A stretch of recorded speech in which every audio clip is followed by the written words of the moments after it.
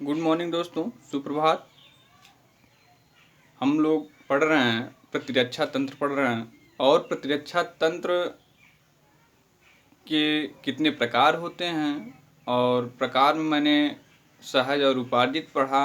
और उसके बाद उन लोगों को डिफिनेशन हम लोगों ने पढ़ा।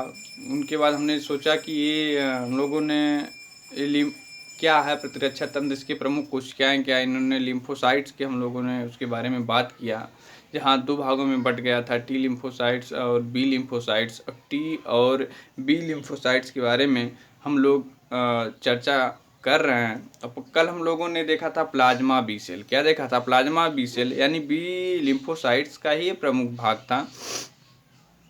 प्लाज्मा बी सेल क्या किया कि एंटीजन से जुड़कर एंटीबॉडी का निर्माण करता है, धीरे धीरे जटिल एंटीबॉडी का निर्माण कर गया।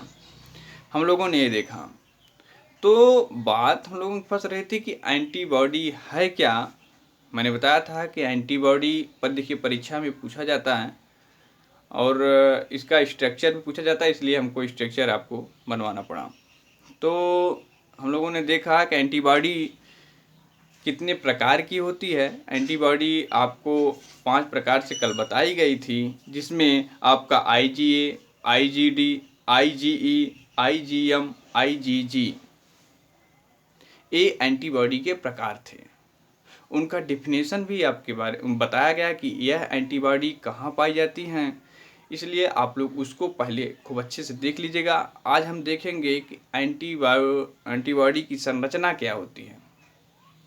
तो एंटीबॉडी मैंने पहले बताया था कि ये इम्यूनोग्लोबुलर प्रोटीन का बना होता है, एक संरचना होता है, यह एक प्रकार का विशेष प्रोटीन है। तो वही एंटीबॉडी के बारे में आज हम लोग देखेंगे। कल हम लोग पढ़ते समय एक चर्चा किया था कि इसमें 4 बॉन्ड पाए जाते हैं। क्या पाए जाते हैं? 4 बॉन्ड पाए जाते हैं। तो 4 बॉन्ड का मतलब जो है 4 हैवी चैन पाए जाते हैं। क्या पाए जाते हैं? 4 हैवी चैन पाए जाते हैं। 4 चैन पाए जाते हैं। क्या पाए जाते हैं? 4 चैन पाए जाते हैं। 2 हैवी चैन पाए जाते हैं, 2 लाइट चैन पाए जाते हैं। कल हम लोगों ने इसके बारे में देखा था। तो आइए हम लोग फिगर के माध्यम से इसको समझते हैं कि ये है क्या।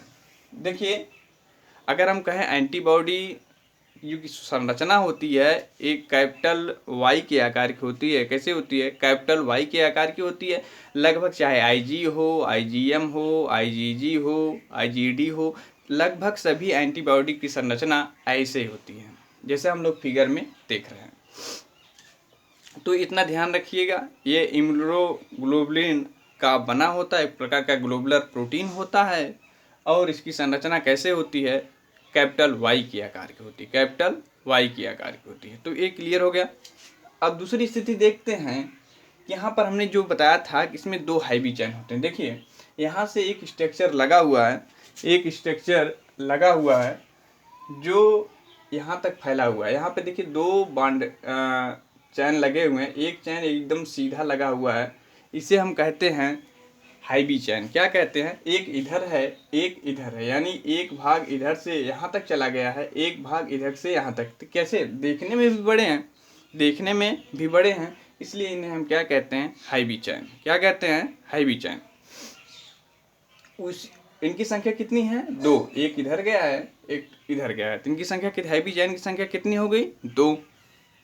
अब एक साइड इधर लगी हुई, एक चैन इधर लगा हुआ नीचे, एक ऐसा है छोटा है। कैसा है? छोटा है। इधर भी एक लगा है, तो कैसा हो गया? लाइट चैन हो गया। क्या हो गया? Light chain.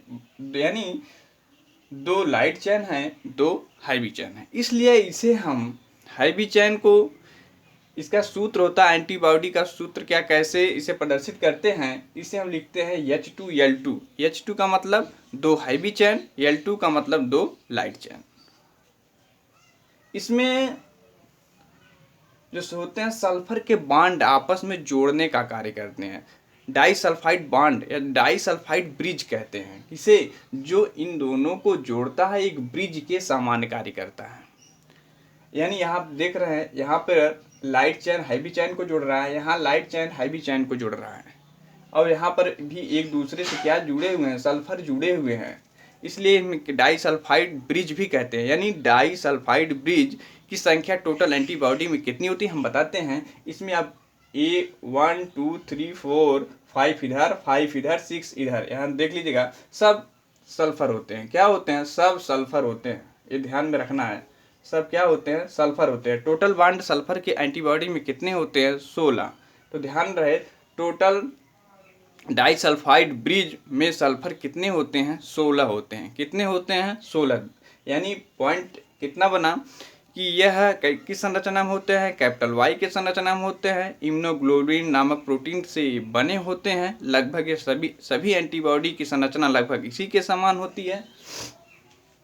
और इसे हम कैसे प्रदर्शित करते हैं? H2 और L2 से प्रदर्शित करते हैं। ये हो गया। तो दूसरी स्थिति ये बनती है कि यहाँ देखिए, यहाँ से थोड़ा से ये मैंने गाढ़ा बनाया है इसको, यहाँ तक की जो संरचना है ये परिवर्तित नहीं होती, नीचे की संरचना परिवर्तित नहीं होती और ऊपर की संरचना हमेशा क्या होती है? परिवर्तित होती रहती है। ध्यान में रहे। यानी अच्छा, इसलिए इसे हम कहते हैं वेरिएबल प्रोटीन। क्या कहते हैं? Variable protein. तो यहाँ अगर हम बात करें ऊपर वाले हैवी चेन के ऊपर वाला वेरिएबल, इसे हम क्या कहेंगे? Heavy chain variable protein. इसे नीचे वाले को क्या कहेंगे? Light chain variable protein. तो इसे हम कहते हैं एंटी बॉन्डिंग साइट कहते हैं। क्या कहते हैं? एंटी बॉन्डिंग साइट कहते हैं। थोड़ा सा हमको देखना है, या एंटीजन बॉन्डिंग साइट कहते हैं। तो क्या होता है यहाँ पर, थोड़ा सा हमको ध्यान में रखना है। ये वो जगह है जो, ये हमारी एंटीबॉडी है, ये वो जगह है जहाँ ऐसे खांच के रूप में जो बना हुआ है साइट, यहीं पे जब हमारी बॉडी में कोई एंटीजन प्रवेश करता है, जैसे हम कह सकते हैं जीवाणु, विषाणु, जब ये प्रवेश करते हैं हमारे ब्लड वेसल में, ये पहुंच जाते हैं, तो यही एंटीबॉडी, हमारी एंटीबॉडी इसी में उनको क्या करते हैं? फंसाने का कार्य करते हैं। इसी में क्या करते हैं? पकड़ लेते हैं। ऐसे ऐसे इसी में इनको पकड़ने का कार्य करते हैं। आपको नोट्स में हम भेजेंगे, वहाँ पर बताएंगे कैसे पकड़ता है। तो केवल यहीं पे इनको बजाते हैं, पकड़ने का कार्य करते हैं। पकड़ने के बाद ये क्या करते हैं? एंटीबॉडी में परिवर्तित करने का कार्य करते हैं। तो जैसे मान लीजिए ये क्या है? एक ब्लड वेसल है। क्या है? ब्लड वेसल है। यहाँ पे एंटीबॉडी है। अब यहाँ पे एंटीजन पहुंचा तो इसके माध्यम से इसको पकड़ लेता है। अब पकड़ने के बाद इसमें परिवर्तित कर देता है, यानी एंटीजन को पकड़ता है और एंटीबॉडी में परिवर्तित कर देता है। तो कौन पकड़ता है? एंटीबॉडी। एंटीबॉडी का जो वेरिएबल प्रोटीन है, वेरिएबल प्रोटीन का जो हिस्सा है वो एंटीजन को पकड़ता है और एंटीबॉडी में परिवर्तित कर देता है। तो ये क्लियर हुआ। तो तीसरी स्थिति क्या हुआ कि इस तरह से हुआ। दूसरी चीज, इसे हम एसिमिलेशन कहते हैं। क्या कहते हैं? एसिमिलेशन। एसिमिलेशन शब्द कब आता है? एसिमिलेशन जब एंटीबॉडी और एंटीजन, यानी एंटीबॉडी जब एंटीजन को जिस समय पकड़ता है उसे एसिमिलेशन कहते हैं। क्या कहते हैं? एसिमिलेशन। और जो इसकी प्रथम प्रक्रियाएं होती हैं उसे कहते हैं एपीटाइप। क्या कहते हैं? एपीटाइप कहते हैं। क्या कहते हैं? एपीटाइप कहते हैं। तो यहाँ पर इतना हमको ध्यान देने की आवश्यकता है कि अब देखिए वाई आकार की संरचना हुई। इसमें 4 चैन पाई जाती है, 2 हैवी 2 लाइट चैन पाई जाती है। इसमें जोड़ने के लिए क्या पाए जाते हैं? सल्फर बॉन्ड पाए जाते हैं, जिन्हें में इनकी संख्या कितनी होती है? 16 होती है। ठीक, इसमें वेरिएबल प्रोटीन पाया जाता है जो आकार में परिवर्तित होता है। यह एंटीजन को पकड़कर एंटीबॉडी में परिवर्तित करने का कार्य करता है। तो ये पूरा किसके बने होते हैं? इम्यूनोग्लोबुलिन या ग्लोबुलर प्रोटीन के बने होते हैं। सभी एंटीबॉडी की संरचना लगभग समान होती है। ये ब्लड में पहुँचे एंटीजन को पकड़ते हैं और एंटीबॉडी में परिवर्तित कर देते हैं। तो ये सामान्य संरचना रही किसकी? एंटीबॉडी की। तो शायद ये आपको समझ में आ गया हो कि इसकी संरचना कैसे होती है? वाई आकार की होती है। इसमें 4 चैन होती है, 2 heavy 2 light chain, 2 heavy 2 light chain. इसलिए इन्हें लिखते हैं H2 और L2। H2 यानी हैवी चैन की संख्या 2 और लाइट की संख्या कितनी? 2। तो यानी इसलिए हम लिख सकते हैं इसका एंटीबॉडी का जो सूत्र होता है H2 और L2 होता है।